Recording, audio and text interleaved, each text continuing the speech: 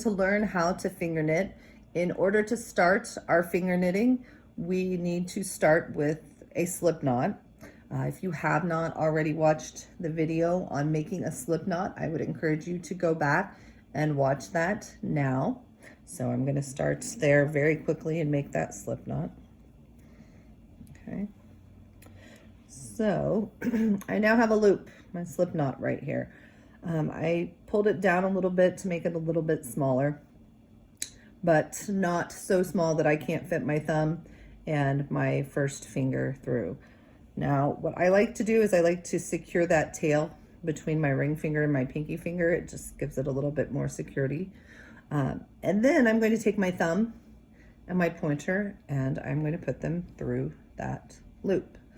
I'm going to take the yarn from the ball and I'm going to pinch it between my thumb and my first finger, and then I'm going to pull right through.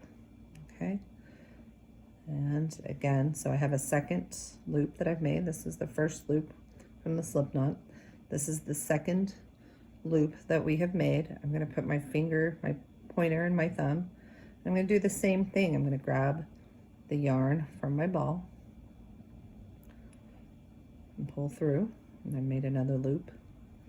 And I'm going to keep it doing that until I have a fairly long string of finger knitting.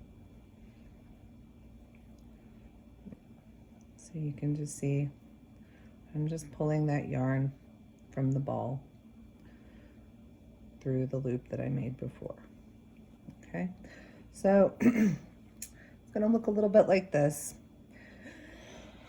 When you are finished, what you are going to do, so you have your last little loop right here, and you are going to cut your yarn from the ball right there.